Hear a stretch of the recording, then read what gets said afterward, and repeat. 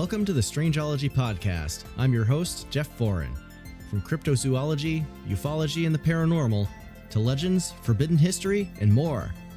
Listen in and explore the world of the weird and unexplained. Join me as I look into strange and fascinating tales and unearth the truths and theories behind some of the world's greatest mysteries. Be sure to head on over to our HQ, Strangeology.com, where you can check out our blog, episodes archive, gift shop, and so much more. Now sit back, relax, and join me as we get weird.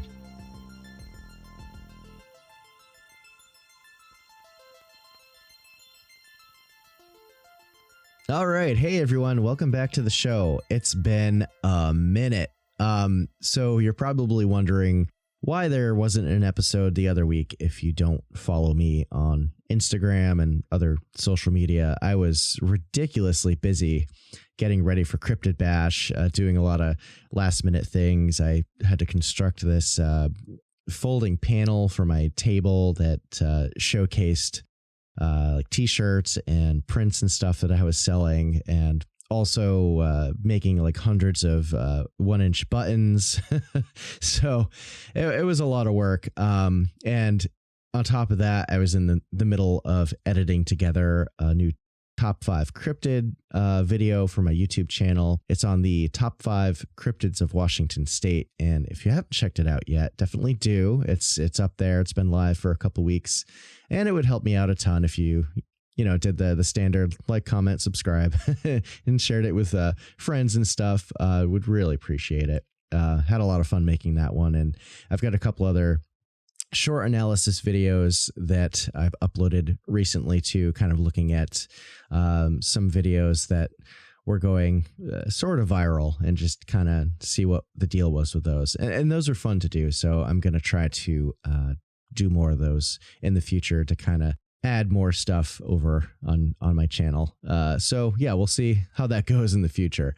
And it's crazy that summer is almost over, but I'm just kind of trucking along, planning some new content, merch designs for the fall and holiday season, which is going to be upon us in no time. And yeah, it's been wild, been busy, but I'm stoked to get back into recording some episodes here. So before we get into the episode today, and it's I did a shit ton of research on this one, and it's going to be a long one and pretty intense, but I just wanted to give a quick recap of Cryptid Bash, which happened the other weekend. So if you weren't aware, the Moth Boys podcast organized an event in Morgantown, West Virginia, which happened back on August 7th, which is just like a week ago as the time I'm recording this. And they gathered 30 something vendors to set up tables and sell their wares.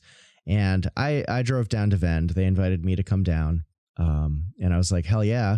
And it was, if it was a straight shot, it was going to take me like 10.5 hours, but you got to stop. So every once in a while for a break. And so it took me 12 hours to get down there. I drove down on Friday morning, wound up getting into Morgantown at like 11:15 at night. Got like 5 hours of sleep, got up the next morning, and made it to the venue and set up. So it's been a long time since I've pulled a drive like that. So I guess I made it. I'm not too old yet. But yeah, Cryptid Bash happened at this rad art and show space called Morgantown Art Party, right in downtown. And it was just like a bunch of people that I've come to know in the past year and a half of doing Strangeology, and meeting them face to face for the first time was awesome. There were so many different content creators, podcasters, artists, and all around rad people, and a couple bigger names in the cryptid community as well, like Small Town Monsters and Strange Familiars. So, I'll drop some names. It was awesome getting to meet some friends, Mothboy Matt, Mothboy Mike, and big props to you dudes for pulling the whole event together. Like it was amazing for sure. Got to meet and chat with Seth Breedlove, Heather and Courtney from Small Town Monsters, Sarah and Kenzie from Manic Pixie Dream Ghouls, the American Snallygaster Museum, Aaron and Sarah from Hey Strangeness, Eerie Eric, Danner from Conjure Dust Designs, Robin and William from Mystic Novelty Company, Chad from Appalachian Huntsman. Who else was there? Oh, Tyler Strand, who you may know from the Hellier series from Greg and Dana Newkirk, showed up, which was rad. And he like stopped at my table and we chatted for a minute.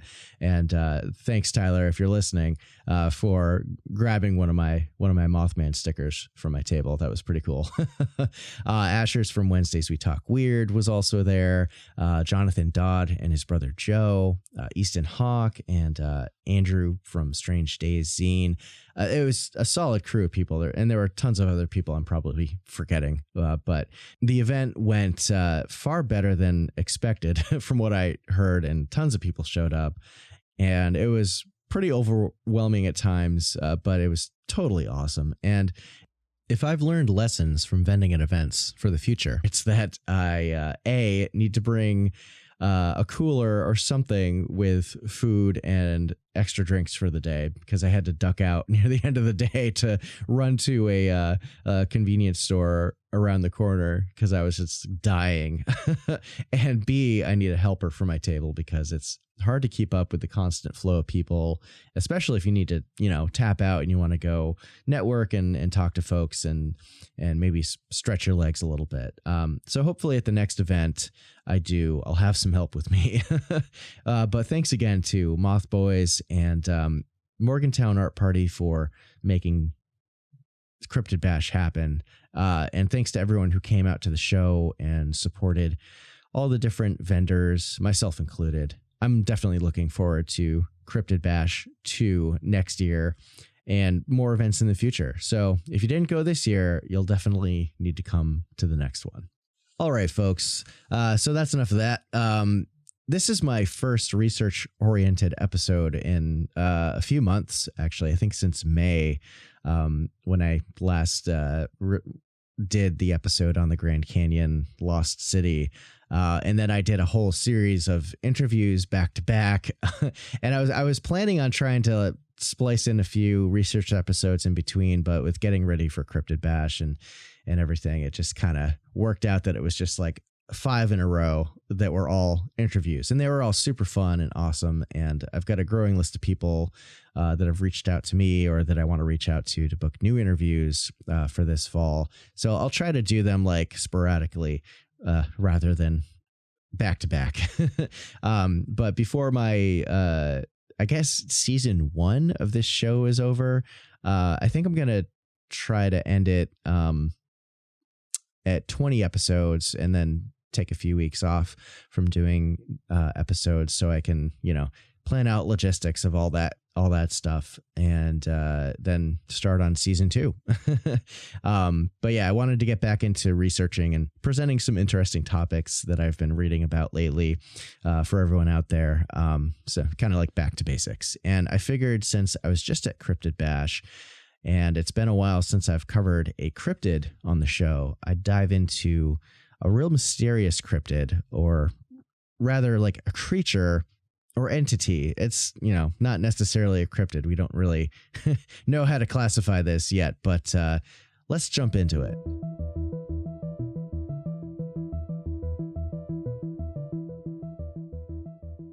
So, of course, in the wide world of the strange and unexplained, there's many different ideas to look into. And for this episode, I wanted to look into something that doesn't really seem to be talked about all that much yet. I do see articles or posts online, Reddit threads on like our humanoid encounters and stuff every so often about this topic. And every time I see one, I'm like, okay, I need to check that out and see what the deal is, because these things are definitely weird. So what am I talking about today? Well, if you didn't guess from the episode title, this is going to be all about the entities known as the Glimmer Man, or I guess plural would be Glimmer Men. Some people also call them invisible terrestrial entities, or ITE for short. So I assume most of you have seen or at least heard of the Predator movies from the 80s with Arnold Schwarzenegger. And this is kind of what we're talking about here, at least visually, or kind of a real life counterpart of sorts. It's like the situation is almost the question of, does life imitate art, or does art imitate life?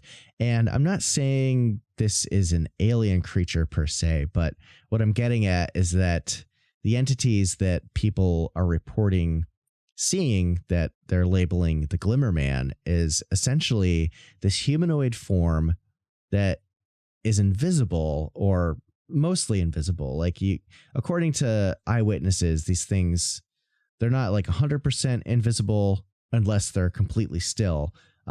So they looked cloaked, kind of like the special effect you see when the Predator turns on his cloaking device. But you can still kind of see the distortion of movement in your field of vision, like some kind of funky and lumpy fluid glass is walking around, or this like anthropomorphic heat wave distortion. Kind of weird, right? But they don't really glimmer.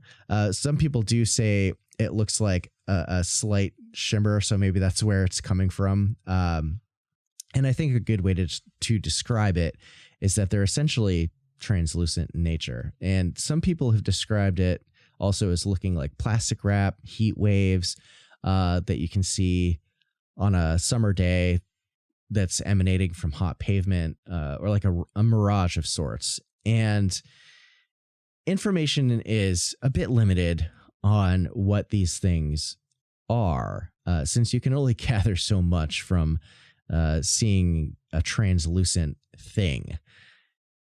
And the question is, are they supernatural, interdimensional, extraterrestrial? Is it a technology? There's a lot of theories out there, and we're going to get into them. Don't worry. So what do we know about Glimmer Men? From what we can gather, most times these beings appear human in form and are between 5 to 7 feet tall, sometimes a little bit taller. The majority of encounters with them seem to happen deep within forests in the US, but there's also reports of similar entities from all over the world. As far as their abilities go, these things get around really well in trees and are often spotted initially like high up in trees, sometimes all the way at the top. And perhaps more disturbingly is there's a number of accounts of people that see these things in their house.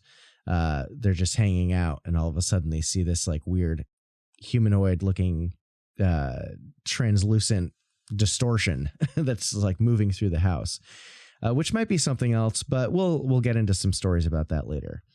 So they're reported to have great agility. They've been seen being able to easily climb trees or jumping down from them at great heights that would either severely injure or kill a person. And they've been seen swimming. They can move inhumanly fast, especially within dense forests. It seems like they don't have any issue navigating that kind of terrain. So people who have encountered them have also noted that they can hear and feel the physical effects of their movement, from sounds like hearing their feet walking in the woods, or seeing the manipulation of objects around them due to their moving through environments like bushes or tree branches being pushed out of the way. And there's also, if they jump out of the tree, people will report hearing a thud on the ground, or in cases where people have seen them in their homes or something like that, they might walk by the person and they feel like the movement of air as they go by, which is super creepy. And it's also been reported by people that these Glimmer Man beings will make a clicking sound, kind of not too dissimilar from the Predator, or the sound effect used for like certain dinosaurs in Jurassic Park, for example. So it's a pretty like creepy thing all around. And even if these things aren't necessarily aggressive or really attack people, it would still be pretty damn disturbing to run into something, but not really be able to see it and kind of assess the situation other than to, run away. So whatever they are, they're at least physical to our reality to some extent. It's like humanoid chameleons or an octopus that can blend in with its surroundings. And what's interesting is that if a person does manage to spot them, they seem to get startled a bit and they try to kind of duck out of the way and hide. And most of the time they'll try to exit the area and then people don't see them anymore. But really the best time to be able to see them is when they're actually moving, so you can observe the distortion of light, because when they're completely still, their cloaking ability makes it almost impossible to see them. But it is also reported sometimes that when people do encounter them, they might get followed. If, someone's leaving the woods, like they get a little spooked, these things will track you until you're out of their area. So it's unlikely they're afraid of humans, but it could be they're curious, or maybe there's some other motive, like you're in their territory and they're just trying to intimidate you to get you to leave. So now let's get into some witness stories, because this is really the bulk of the information that we have out there of these things. The earliest accounts that we have in the modern day, at least, seem to go back to at least the 1970s from what I was able to find. It's entirely possible there's similar types of stories that are way older, but there's so many stories. So I just kind of tried to cherry pick a few here that were the most interesting and maybe a little bit more recent. So this first story I want to go over comes from someone simply going by the alias M. And they had a strange encounter in their childhood. Between 1973 and 74, M was 7 years old, and their family lived in Mission, Texas, in this new trailer park. And there was only a couple of other people living there at the time that were spaced pretty far apart. I guess this trailer park was on about a 30-acre plot. It was surrounded by a bunch of orange groves and forest, so it was relatively rural, not populated at the time. And one morning, M woke up before the sun rose to look outside because they heard this sound coming out outside of the window of their room. And M thought it was probably just coyotes, and so they stood up on their bed and looked out the window to kind of just scan the yard. And there's no coyotes out there. There's nothing at all. However, when M looked over towards their mother's car, they saw this large, clear outline of a seemingly transparent person, like around 6.5 to 7 feet tall, that was bulky and definitively humanoid. And M noticed this being turned towards them. And although they couldn't really see what it was outside of the outline of it, M felt like they were being stared at for several seconds by this thing before it slowly turned and walked off into the darkness of the early morning.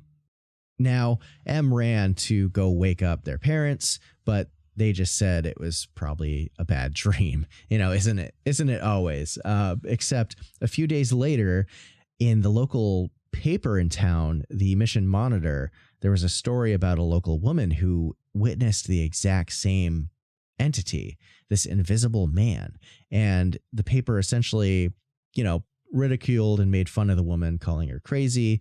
And, with one more witness to this being that we know of, it seems like these people saw something rather than it being a dream or hallucination.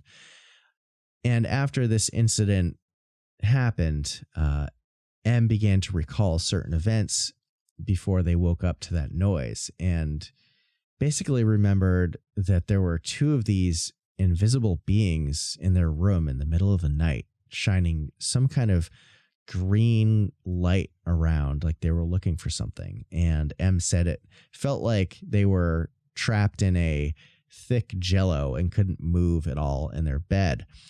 And one of the beings communicated without words, is how it's described, but it would be like telepathic communication, that they would be gone soon, everything would be okay, and M wouldn't remember anything. But apparently the memory block didn't work.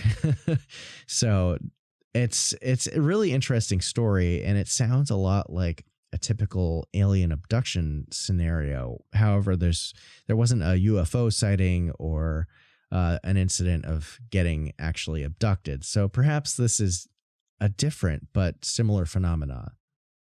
Now, the next story seems to be a popular one that most people that talk about Glimmer Man have mentioned, so I figured I'd toss it in the mix. It's a pretty good one. So this story comes from a woman who, anytime she's shared this story to people, she gets ridiculed and clearly doesn't have anything to gain from it.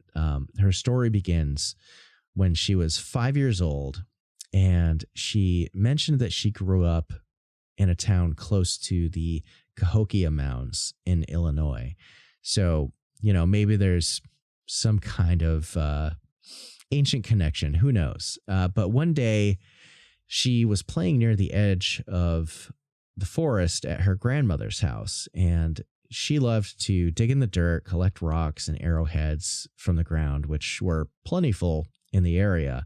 And everything is going normal and fine. She's, dirtying up her shirt and, digging up all these rocks. And suddenly she spotted this kind of strange heat distortion when she looked up at a nearby tree. And this distortion was just kind of resting high up on a tree branch. And she could tell that it was human-like in shape, because she could make out that there was arms and legs, and one arm was resting on the trunk of the tree. And she got scared and froze and just stared at this thing for a minute until it started to move a little, and it made this faint clicking sound. And at that point, as any 5-year-old would, she hightailed it out of there, figuring this thing, whatever it was, wasn't meant to be seen by her. And when she got back to her grandmother's house, she was visibly shook by the ordeal and told her grandmother that she had just seen an angel. I mean, to a 5-year-old who has no context for anything odd in the world, that certainly makes sense. This actually wouldn't be the last time she'd have an encounter with one of these things. So years passed by, and she had mostly forgotten about that incident when she was just a little kid, until she was about 12 years old, and she was watching the Predator movie, which her dad had rented from the local video store when it came out on VHS. And once the first scene with the Predator in it, when it was cloaked, came on, she immediately had a flood of memories come back to the day when she was 5 and saw that thing in the tree that looked almost identical to, what was presented in the Predator movie. And I think she said she just about shit her pants and wound up asking her dad if these things were real, or if any animal had the ability to cloak like the creature in this movie. But in, true parental fashion, he just told her it's all fake and not to worry about it. Right. So Predator came out in 1987. I assume you could probably rent it by 1988, depending on the release date. Movies used to take forever to come out on VHS back in the day. And the next time she had an experience with one of these creatures, she was probably in her late 20s. It was 2004 that she had her next experience. She had 3 children, and she had recently gotten separated from her husband and moved into a new apartment in the next town over, pretty much on the outskirts of the town. So where she moved to, in this apartment complex, there was trees and forest around, plenty of wildlife. Apparently there was this groundhog that she would see that would be, going around the yard, munching on the vegetation and stuff. And one night she had just put her kids down to bed and she was doing some laundry. And in the middle of that, she decided to go take a break and smoke a cigarette outside on her back porch to just kind of, take a minute and relax. And while she was out there, she started to hear a familiar clicking sound nearby. And she first thought it might have been the resident groundhog, but she scanned around and it's dark. There's not a lot of light out there, so it's hard to see. But she didn't notice any animal activity at first and went back to taking drags off her cigarette. But the clicking noise kept going on. It kept persisting. And out of her periphery, she noticed movement up in a nearby tree. And she looks up and looks directly at it. And there it is. It's either the same transparent humanoid figure that she saw when she was 5, or one just like it, crouched high up on a branch with its arm extended out, holding the tree trunk. And I guess she immediately thought this thing was the same being and it came to kill her or something because she had witnessed it when she was 5. But we're not sure if it's the same individual. So she ran inside, naturally, locked all the doors, made sure all the windows were locked, and she turned off all the lights in her place and planted herself in the living room and stared outside the living room window for a good 10 minutes to see if she could catch a glimpse of the creature. But it's so dark, and when these things aren't moving, like, they're practically invisible. So she couldn't make out anything. And then suddenly one of her neighbor's dogs, who, according to her, never barked at anything, came running over to the tree, barking wildly at something in it. And this went on for a couple minutes until the owner's dog yelled out and called it back in. So this is a really interesting anecdote, and it's really weird and interesting that this woman claims to have had 2 separate encounters with a Glimmer Man, spanning over decades. And most stories, it seems, there's usually only one encounter. But yeah, let's keep going here because there's a few more that I want to get into. Okay, so the next story comes from a man who's in his 30s. He's from a small town in rural Louisiana, and he experienced a very unsettling encounter with one of these translucent humanoid beings. And having never experienced any kind of Fortean phenomena in his life, this experience left this guy really shook. So this guy is a bow hunter, right?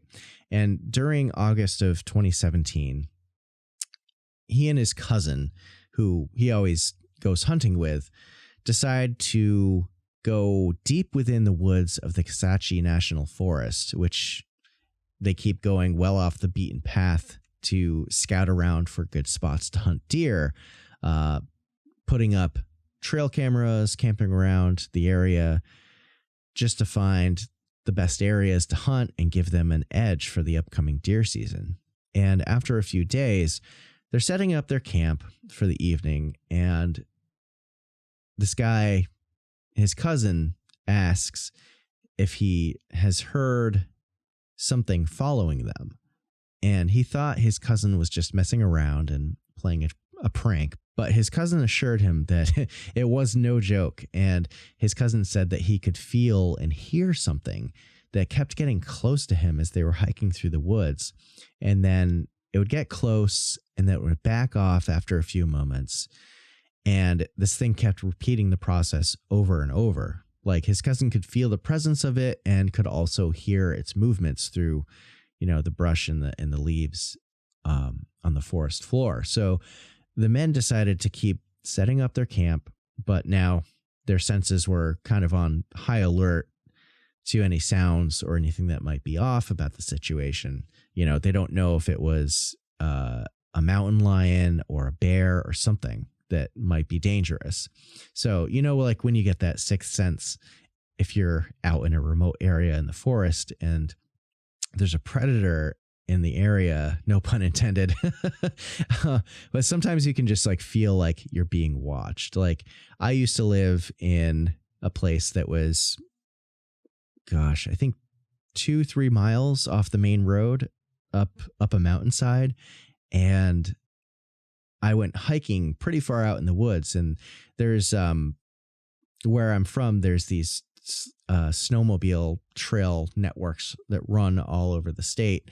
And in the wintertime, you know, people will take their snow machines up and ride around for miles and miles and miles.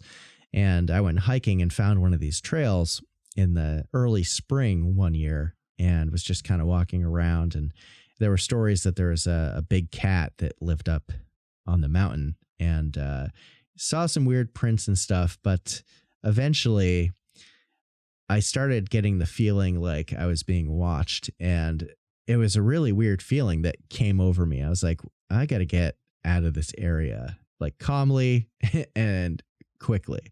So I left, you know, and went back to my house that I was living in at the time. And it was definitely a spooky experience for sure. And I'm not sure, it was probably a bobcat or something. But who knows? So throughout the evening, they had their campfire burning, and the man reported that he kept thinking he was hearing something or someone that was circling around the camp all night.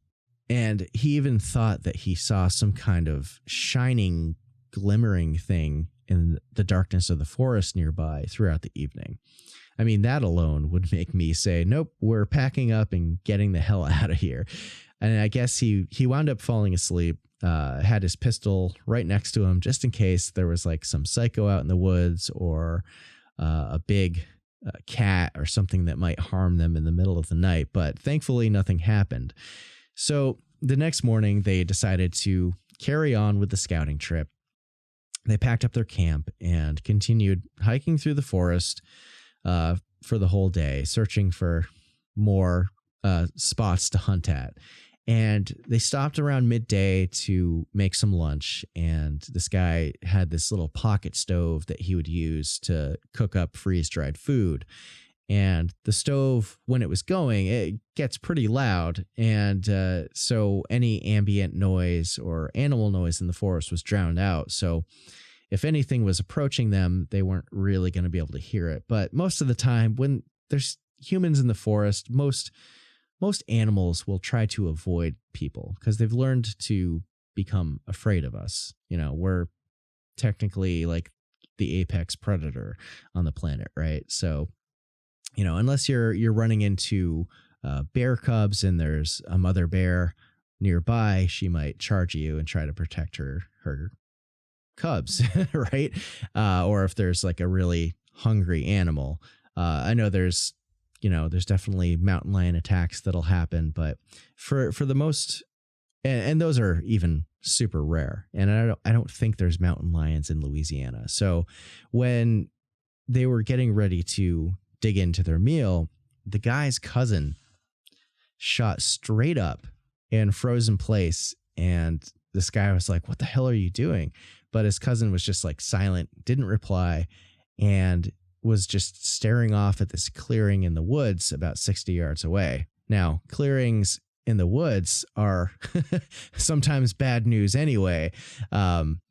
If you ever look into folklore about like the Fae and stuff, there's definitely some interesting things about that. So at that point, he got this feeling that something's not right. And, you know, fear and panic started to set in. And get this. So after a moment of, you know, the fear and panic setting in, his cousin finally utters the words, "I see the predator." Like, what? And this man then looked where his cousin was pointing. And sure enough, there was this man-shaped, shimmering, transparent outline of something on a tree branch that was 12 feet off the ground, crouching down on the branch, just kind of facing them. And it appeared to at least be observing them. And this thing was clearly humanoid in shape. It had 2 arms, 2 legs, and a head and a torso. And so this guy decides enough is enough with that, and quickly started packing up all their stuff while his cousin kept an eye on it. And he began to kind of rationalize the situation in his head, thinking maybe it was their mind playing tricks on them, or it was like pareidolia. But then he looked back to check to see if the figure was still there. And right in that moment, this thing stood up on the branch that it was on, and it dropped to the ground from 12 feet up. They heard it land. They heard like the thump on the forest floor. And he said when it stood up, it looked like it was like maybe 5 feet tall. And then this thing backed up to the tree for a moment to kind of like duck out of the way. And then it started coming towards them. And apparently it covered 10 yards in this like fluid movement, like super quickly. It was like there in like a second. And then it darted behind some brush to get out of sight. And in that moment, this guy and his cousin just booked it out of there, which I think any sane and reasonable person would do, being confronted by something like that. So it took this guy and his cousin 2 hours to make it back to his truck. And whatever this thing was that they encountered apparently shadowed them back the whole time. It was just stalking them through the forest. Like they could hear its movements tracing them, and they could see like the visual distortion of it if they looked around to check.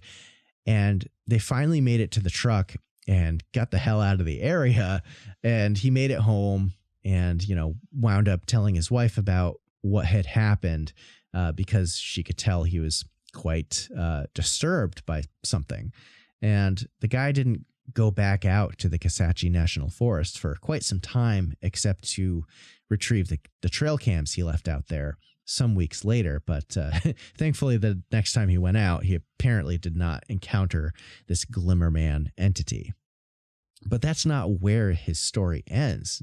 Get this. Over Christmas of that year in 2017, this dude's at his parents' house for the yearly family holiday get together, and he's hanging out and having a drink near the fireplace, and his dad comes in to join him for a drink, and they're just kind of standing there next to the fire, not talking. And then the first thing his dad says to him is, so you ran into the Phantom too? And at that point, the only person this guy told was his wife, and wasn't ever planning on talking about it to anyone else because it sounded crazy. And well, I guess the guy's wife mentioned the experience to his dad out of concern because he wasn't really the same ever since the encounter. Like he hadn't gone out hunting and just seemed kind of perturbed by the whole thing. And so his dad goes on to tell him that during his senior year of high school, back in the winter of 1975, that he too encountered a strange being out in the same area while he was out duck hunting at one of the nearby rivers with his best buddies at the time. And everything was going great while these guys were out duck hunting. And all of a sudden they saw on the other bank of the river, they saw this thing that looked like stacks of plastic wrap that were shaped like a man walking along the shoreline of the river. And it seemed to be moving with a purpose. And whatever this thing was looked like it was between 5 and 6 feet tall. And it was clear, see-through, except there was a kind of visual distortion around the shape of its body as it was moving along the riverbank. And this thing realized that it was being watched by this guy's dad and his friends, and froze in place and then squatted down and watched the guy's dad for a moment. And they had brought dogs with them too to help, with the duck hunting to retrieve ducks and stuff. And the dogs started acting super nervous and strange once they realized that there was something really weird going on. So after that, his dad and his friends stood up and started to make their way back to the truck that they drove in on. And that's when they saw this figure slip into the river and go underwater. And once they saw that, they don't know if it's going to try and come up on the other side of the river or what's going on. So they made a beeline for the truck and got out of there. So this is a really interesting case because it's almost like multi-generational, right? The dad sees it and then the son sees it, 30, 40 years later. And, it's really quite strange. And to me, that adds some credibility that we're dealing with something legit that's unknown out in these wild areas. I guess you never know for sure. It could totally be made up like a creepypasta. But it's definitely a really compelling story for sure. Now, the beings that people are calling Glimmer Men aren't exclusive to the United States either. This next story, it's a shorter one, and it comes from the Phantoms and Monsters blog and was submitted by someone going by the name Bob in 2019. So Bob is from Honduras, and more specifically near the capital city of Tegucigalpa, which is surrounded by mountains and vast forests.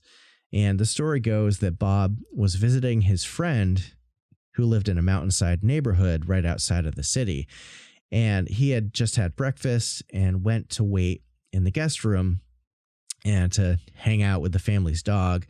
And while his friend got ready for the day so they could go out and do stuff. And he described hearing a door open to the living room. And the guest room that he was in also opened up into the living room, but didn't close the door. He was just chilling out with the dog. And Bob claimed that he saw this transparent humanoid shape run through the living room out of this other door that just opened up. And it went out to the outside balcony and then just kind of disappeared. And this Glimmer Man, whatever it moved at a jogging pace. So from what he could tell, it looked humanoid in shape. He described it as almost like a mirage, but more stable looking in form. You know how if you're looking at a mirage on a hot road, it kind of waves around a lot. This was more stable and contained than that. So when whatever it was moving so fast that it was really kind of gone in just a quick moment. So Bob mentioned that his friend's family have been longtime experiencers of the paranormal, and evidently some of the family believe they are experiencers or alien abductees who sometimes will see strange lights in the middle of the night, and they'll wake up the next morning with unexplainable bruises on their bodies. And there's also the interesting story that the mother of the family, apparently her doctor claims she has signs of 5 different pregnancies that she can't account for. Now I'm not sure, how you tell that or what exactly that means, but if you're familiar with alien abduction stories and that whole lore, there's stories where there's the hybrid program where the gray aliens will impregnate human females, and then they'll remove the fetus like halfway through the pregnancy. So that could be something along those lines. There wasn't really a ton of detail about that aspect of this story, but apparently they've also encountered other beings similar to the Hat Man, which is kind of like a shadow person, and even a creature similar to Mothman. And other friends who have stayed at this house apparently have experienced some unexplainable phenomena as well. So if this story is legit, there's definitely some very high strangeness occurring at this house, or perhaps just in that particular spot of Honduras. Maybe it's a window area of sorts. So that's definitely an interesting one. That's more of an international story that I wanted to include. Okay, so let's do another quick one. This story comes from the UFO researcher Bruce Maccabee, and specifically his wife, Jan. So there's this whole page on Maccabee's website which you can find. I'll link to it in the show notes. But similar to the hunter's story I already mentioned, Bruce's wife Jan was out bow hunting back in 2010. It was September 29th. And she was in her tree stand 15 feet up off the forest floor. And she went out that day to test out some new gear. And it was early in the evening. I guess she didn't prefer to go out too early in the morning. So she was kind of just hanging out, chilling in the tree and texting friends to kind of keep herself occupied. And it was around 6:21 p.m. and she apparently took a selfie. And shortly after that, the woods, which had been full of animal chatter, went silent. So all of a sudden, it's the infamous Oz effect, which comes into play.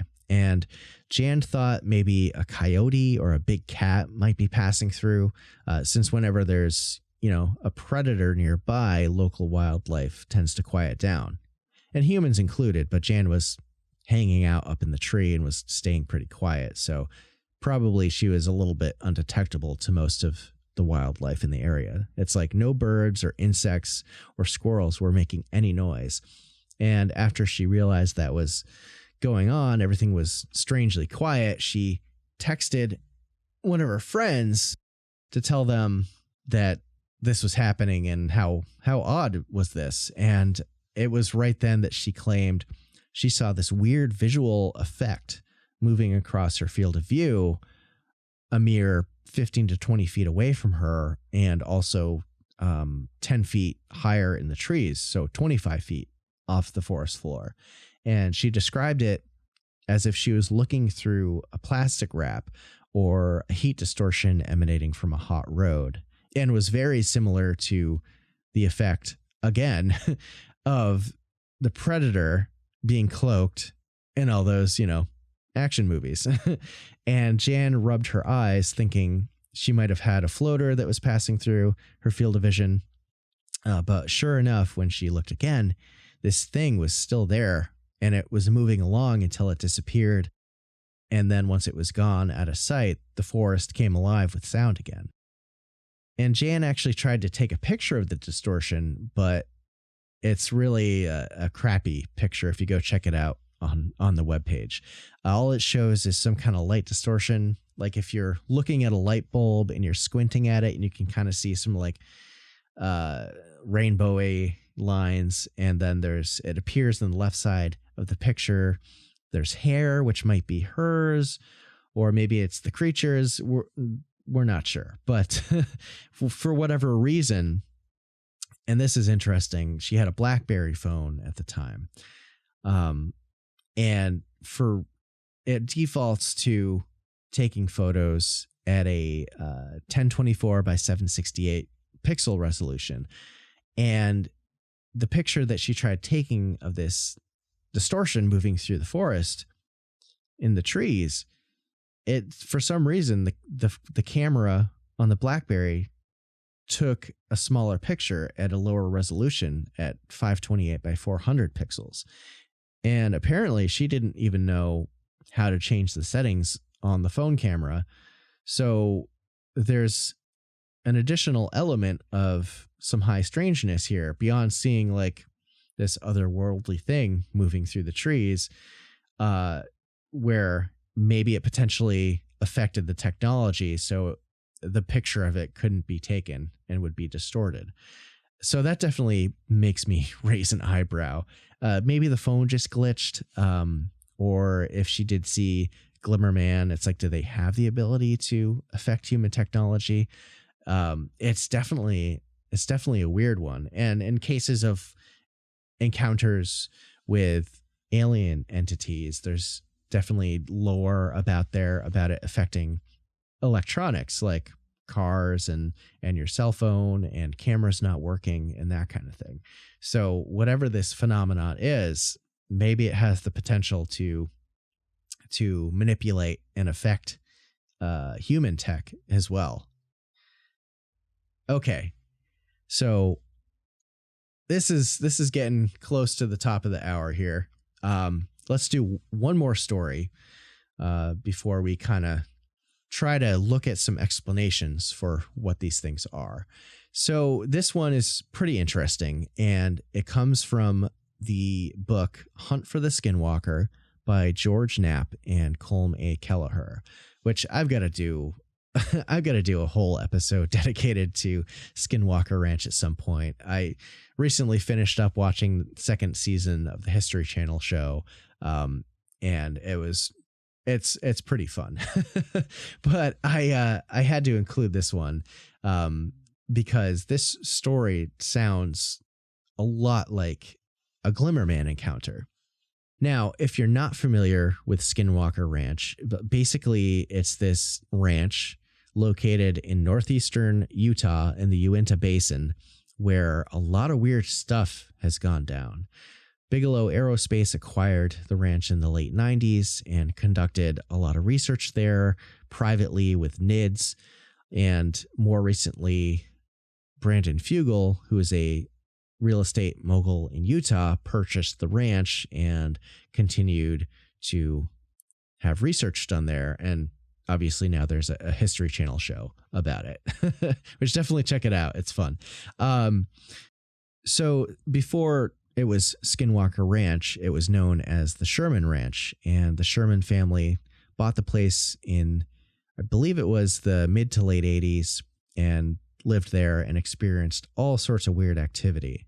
So this story took place in 1996. So it was around the time that the ranch started to gain public notoriety for being a place of high strangeness and odd occurrences, from UFO sightings, cattle mutilation, cryptid and poltergeist activity, and a lot more. And one day, shortly after the media began to essentially destroy the privacy of the family, Terry Sherman and his son were outside one day, and they saw this truck that they didn't recognize making its way down the long access road to the ranch. And as it approached closer and closer, they could make out that the guy driving it was this big blonde-haired dude, hippie kind of guy. And so this stranger arrived, he parked his truck and got out. He greeted Terry and his son, and Terry was like, this is private property. You need to leave. But the stranger insisted that he had heard all about the happenings on the ranch, and he simply wanted to meditate there. And I guess probably to try to see if he could communicate with something. But little did he know, things are about to get wild. So eventually Terry agreed to the request, and the three of them piled into Terry's truck and drove deep within the ranch. And they came to a small open pasture that was surrounded by trees. And it was there that this stranger asked Terry to stop the truck so he could get out and go meditate. So this guy walked to the center point of the pasture and spread his arms out, closed his eyes, and he stood there for quite some time, several minutes, just kind of almost like in a religious pose with his arms out and his eyes closed, just meditating. And Terry and his son are just hanging out, watching this go down. And somewhere nearby, they heard this cowbell start ringing, which was weird because they have cattle on the ranch, but none of the cattle on his ranch apparently used cowbells. And this thing kept sounding off. And the more noise it was making, it seemed like it was coming from within the trees around the pasture. And Terry and his son were genuinely puzzled at what was going on while the stranger was meditating in the pasture. And this guy who was meditating, he didn't seem to notice the noise at all. And in that moment, Terry stated that he could start to see this large and transparent form that would move quickly between the trees. And he couldn't tell what it was exactly, except that it just looked like a blur due to its speed. And then after a few moments, something, I assume this same thing that Terry was seeing, broke from the tree line, went down on the ground, broke from the tree line, and started rushing towards the man that was meditating in the center of the pasture. And even though it's like the middle of the day, sunny out, you can see everything, Terry said he was unable to see what it was exactly and described it as resembling a heat distortion, and was shimmering and also wraith-like, which is an interesting description. Which wraith-like to me kind of sounds, supernatural, ghostly, right? I think that's probably a fair assessment. But Terry was just about to try and yell out to warn this blonde dude, but the entity that was heading his way was already on top of him in just a couple of seconds. And Tom later calculated the time it took for the thing to reach the stranger from the tree line to the center of the pasture, and he thinks it was probably traveling in upwards of 60 miles per hour, which is insane. Clearly impossible for a human, and also most land animals. This creature, or whatever the hell it was, stopped a mere few inches from the stranger and then let out this huge roar. It was described as sounding half like a bear, half like a lion, and it echoed throughout the ranch. And the stranger naturally jumped back like 10 feet and fell down, was screaming for his life. But it didn't harm him in any physical way, at least. It seems it was just warning, like sending out a warning to stay away or go away, at the very least, And whatever it was darted back into the trees in no time and just disappeared. So Terry and his son escorted this guy who was like still screaming, totally traumatized by what just happened, back to his truck. And the stranger was like, the land is cursed and I'll never return here ever again. And then they watched him drive erratically away off the ranch. And, the experience shook Terry and his son too. And sometime later, they wound up watching Predator again with this movie, right? And when the first scene comes on that shows the Predator being cloaked up in the trees, they jumped up and were like, that's what we saw that day on the ranch. So it's, there's a lot of similarities with these stories, especially with all the mentions of the Predator movie. So you really got to wonder, is this real or are people imagining things? There's so much anecdotal stuff out there. So let's take a quick break. And when we come back, we'll go into some more information about the Glimmer Man and take a look at some possible explanations for what these things are. All right, stay with me.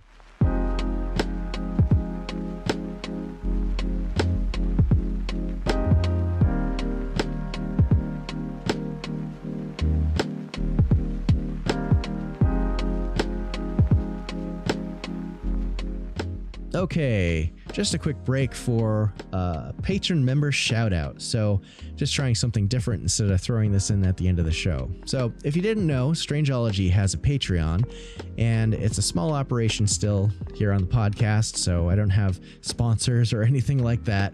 But I have a group of really awesome patrons who help make the Strangeology podcast function at the level it's at now. And if you'd like to help support this show, please head on over to patreon.com/Strangeology and check out all the different tiers I offer. There's merch discounts, Discord server access, exclusive merch, bonus extensions to the episodes, and a lot more. So big shout out to my patrons, Alex Dorgan, Alyssa, Mystic Novelty Company, Appalachian Huntsman, MetaZoo Games, Greg Morrill from All the Weird, Roberto Martinez, Sean Colon, Miranda Jarnot, John Hickenbottom, Sarah Sherg, Maureen Asmat, Prepared Wolf, Kathy Howard, and Gail Frederick. So if you're looking for a way to support what I do here and you like what I do, please consider signing up to become a patron. It'll help me out a ton, and I super appreciate it so much. All right, now let's get back to the episode.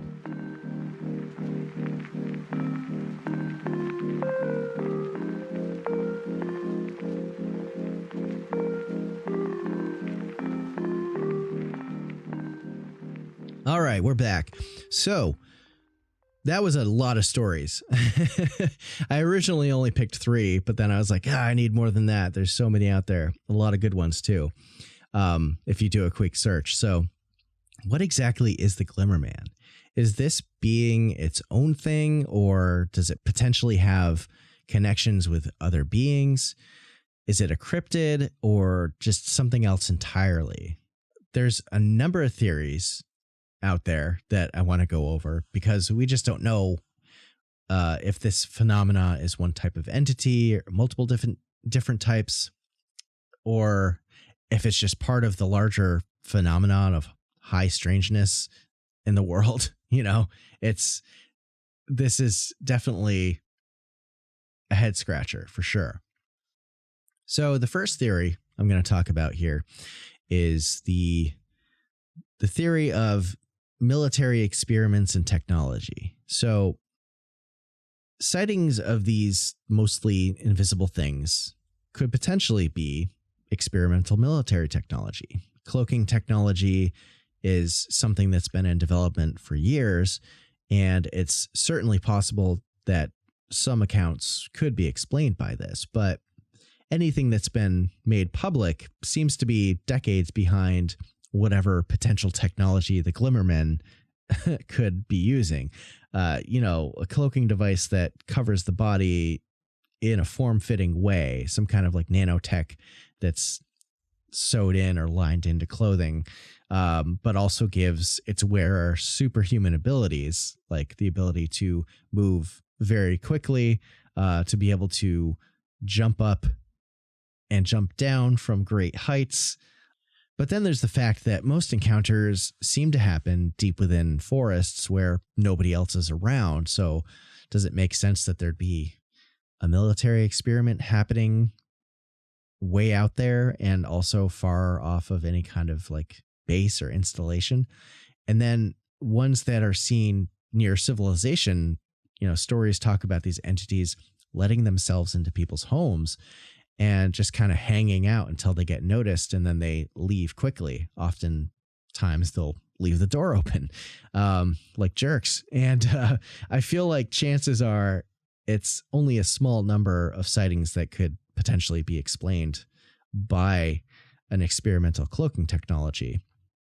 But either way, cloaking technology is pretty wild. For instance, there's this one technology out there called the quantum stealth, which was developed by Hyperstealth Biotechnology Corp., which renders a subject invisible from the visible and infrared spectrum. So it can hide what we can see with our eyes, but also hide heat signatures. And it's basically made of a material that bends light around it. But in most demonstrations that show it as being applied on this like rigid shield-like panel that's freestanding, and not something really wearable unless you're holding it like a shield. It doesn't wrap around your body completely. I'm sure they could potentially make like a cylinder that you could hide in, but you still see the distortion. It looks like you're just kind of looking through a thick, almost frosted glass. So it's not like 100% invisible. And then there's another new cloaking technology that uses electromagnetics with nanostructures, but that one can only be used to hide small objects. So to me, that's probably not a likely candidate.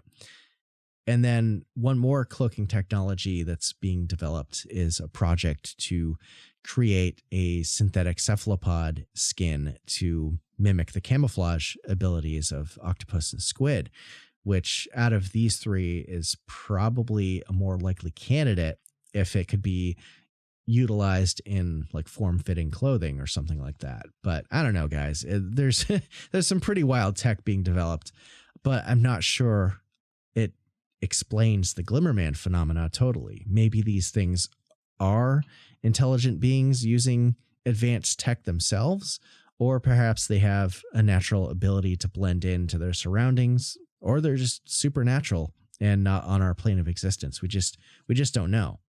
And then another one comes from Shen Shiku, who is the deputy head of the Criminal Investigation Department at the Ministry of Public Security in China. And this guy claims to have invented a cloaking technology, which he calls quantum technology cloth made out of transparent material. And he posted a demonstration video on YouTube, which apparently has gotten a ton of views, and you can find it pretty easily. It basically looks like he's holding up a blanket, and then when he holds it up to him, it's totally see-through. You can't see him, but you can see all the stuff that's behind him, all the vegetation.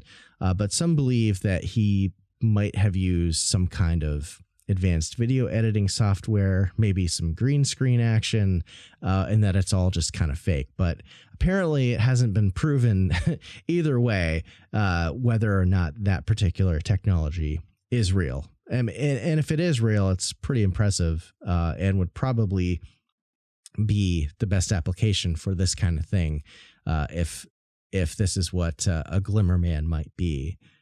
And then, like with the first witness story I mentioned earlier, this sounds awfully a lot like an alien abduction story. There's the possibility that some could potentially be extraterrestrial that use some form of technology to cloak their bodies when they're in the presence of people.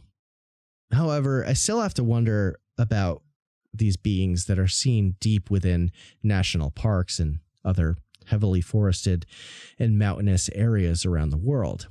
There are scientists and researchers who look into the alien and UFO phenomena that think it's entirely possible or even a reality that aliens are here and live among us, but we either can't see them or they find some kind of way to blend into human society. Take, for example, this quote from former British astronaut and chemist Helen Sharman, who was quoted as saying, "Aliens exist, there's no two ways about it, and there must be all sorts of different forms of life." She also added that aliens may not be made of the same materials as us, and that it's possible they're here right now and we simply can't see them. Another scientist, Dr. Young-Hai Chi, was quoted as believing that not only invisible aliens are living here on Earth, but they're also interbreeding with us to create a hybrid species to survive climate change. And further on, another doctor, Dr. Gabriel de la Torre of the University of Cadiz, proposed the idea that some aliens might live within dark matter. So they're here, but we can't observe them because we can't observe dark matter. And he said that what we're trying to do with this differentiation is to contemplate other possibilities. For example, beings of dimensions that our minds cannot grasp, or intelligences based on dark matter or energy forms, which make up almost 95% of the universe, and which we are only beginning to glimpse. And interestingly, one little more piece for the alien hypothesis is that there was this paper published in 2016 for the American Journal of Modern Physics that was called "Apparent Detection via New Telescopes with Concave Lenses of Otherwise Invisible Terrestrial Entities." And it was written by this quantum physicist named Ruggero Maria Santilli. And apparently Santilli and this company, Thunder Energies Corporation, developed what they called the Santilli Telescope. And this telescope is supposed to be able to, with its technology, be able to observe entities that are invisible to the naked eye, entities that particularly move around sensitive areas like military installations. And, you know, there's a whole thing with this too about this technology being used to spot alleged enormous creatures that live high up within the Earth's atmosphere that we can't detect with our eyes. And he goes on to claim that it can detect antimatter galaxies, antimatter asteroids, antimatter light, which I guess would be antiphotons. I'm not sure of the legitimacy of any of all that. And, you know, as I was researching this part, a lot of people are like, "Oh, this is bogus. This is totally bunk. You know, there's no such thing as antiphotons or whatever else." So, take that with a grain of salt. I'm not claiming this technology is legit or not. I honestly don't know because I'm not a quantum physicist, but it is interesting to note that there's people out there that are trying to develop technology that can see things that aren't part of our visual spectrum. So yeah, take it with a grain of salt. All right. So one cryptid that there's some lore on that could potentially explain some sightings could be the Mantis Man. Now, this creature was originally sighted around Hackettstown, New Jersey, near the Muscatong River, and essentially people described it as seeing this human-sized praying mantis being. Like, think the old 1990 movie Meet the Applegates with the mantis people from South America who disguised themselves as humans and moved to the U.S. to live in the suburbs. Does anyone remember that movie? That was a weird one. Anyway, the Mantis Man was reported to have a triangular head, large black eyes, and a greenish brown exoskeleton. And apparently it also had the ability to naturally camouflage itself and become invisible, but only for short periods of time and just like little bursts. So when you read or hear of accounts of Glimmer Men, they're usually working their way through an area for 15 to 20 minutes, or if it's following you, it's always in that cloaked state. So that to me doesn't sound like the same creature if Mantis Man can only cloak for a few moments at a time. And, then there's also the fact that most people describe the Glimmer Man as being human in form, not insectoid. So this one is probably not the culprit. All right. And here's one final potential explanation, which I think is pretty interesting. If we look across the world of folklore, in this case from Southeast Asia in countries like Malaysia, Brunei, and Indonesia, there are stories of this supernatural race of beings known as the Orang Bunyan or Bunyan people. And according to the legends, they definitely have some similarities with Glimmer Man stories. First off, these Bunyan people are said to be invisible to most humans except those who possess an ability known as spiritual sight. And the term Orang Bunyan actually translates to hidden people or whistling people, or more commonly as elves in some instances. So it's said, I guess, that from those who can actually observe them, they look just like us. And the only real noticeable difference is the lack of a philtrum, which is the little divot that's above your upper lip and under your nose. So these beings are said to be benevolent for the most part, and were even known to intermarry and have children with humans, which wound up being invisible children. So they are said to have supernatural abilities, and they need to be given an offering, or a ritual must be performed if you want to go into their territory. And if you trespass into their territory without doing that, they're probably going to mess with you, which is interesting because it seems like a lot of the times when people have encountered these things in the woods, they're in a super remote area, miles from civilization. And once they start noticing these things, they sometimes get chased or pushed out, like they were trespassing somewhere they weren't supposed to be. And the super speed and agility that they have, not to mention the cloaking ability, I would say that's pretty supernatural. And it seems like there could be a potential connection here. And with so much folklore about the Fae and other interdimensional beings around the world, I would think that these Bunyan people might not just be limited to Southeast Asia if they're real. They could potentially be related to other Fae folk beings, which a lot of them are little people who inhabit people's homes, which is also interesting considering some of the Glimmer Men stories mention these things coming into people's houses and just hanging out, maybe causing a little bit of mischief. For example, there's brownies from Irish folklore, duendes from Spanish folklore, the boggart or bogeyman from English folklore, the Bakken of Scotland, which is essentially a hobgoblin. And that's just Europe. There's so many more that I didn't really have time to look into because this episode's getting long. But yeah, it's a real interesting connection. And I think this one might be one of the more reasonable explanations as to what these things could be. So is the Glimmer Man a real thing? Well, a lot of the anecdotes I've gone over are pretty compelling. But in the age of the internet and things like creepypasta, it can be hard to discern what's real and what's fiction. The Glimmer Man phenomena seems to be a bit newer than a lot of cryptid and creature stories, but there's also similarities with folkloric entities that date back centuries, so perhaps there's a connection there.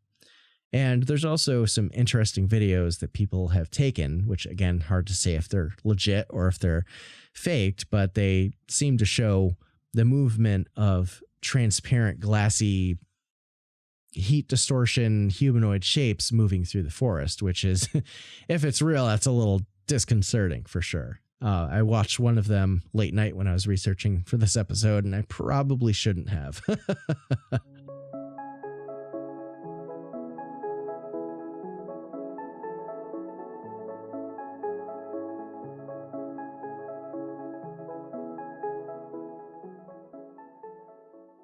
All right. And that, my friends, is where I'm going to leave this episode today. So I hope you enjoyed it. I definitely could do probably a part 2 on this at some point. There's definitely a lot more stories, and we just don't know what these things are. And yeah, so probably do a follow-up at some point. So we're going to take a quick break here. We've been going for quite a while, and definitely for my patrons, stick around after the break for Strangeology Beyond, where I'm going to dive into some interesting cases from Missing 411 and speculating on perhaps a potential connection between Glimmer Man and other similar entities being involved with them. And thanks, as always, to all my listeners for downloading my show. I just checked stats recently, and we hit the 5,000 download mark, which is awesome to hit that milestone. So thank you so much for checking out my show. I always appreciate you all being into what I'm talking about, giving me some feedback, sharing my podcast with the world. It's awesome. And thank you to everyone who's been leaving 5-star reviews on Apple Podcasts. That helps me out so much. And if you haven't left a review yet, I'd appreciate it if you did, if you have some nice things to say. And as a quick reminder, I'm still looking for stories from people who listen to my show. If you have a story of a strange encounter, something unexplained, you can call my hotline and tell me about the story. I want to hear about it. If you've got an encounter with a cryptid, aliens, UFOs, experiences with the paranormal that you want to share, you can call in. The hotline number is 802-448-0612. Again, that's 802-448-0612. And there's a 3-minute time limit on messages. So if your story goes on longer than that, don't be shy, call back and pick up where you left off. I'm hoping that I can gather enough stories for a future episode, and it'll be a lot of fun. So, and if you want to email in your story as well, happy to read that off like the first episode I did of listener submitted stories. And don't forget to check out Strangeology.com for blog posts, and also give me a follow on all my social media accounts if you haven't yet. If this is your first time listening to the show, you can find me on Instagram, Twitter, Facebook, and TikTok. So it helps me out a lot, and you get to see some day-to-day stuff, some memes, and we have fun over there. So, all right, that's it for the show this week. Stick around after the break if you're a patron, and to listen to some more awesome stories. And until next time, take care of yourselves and each other, and keep it strange.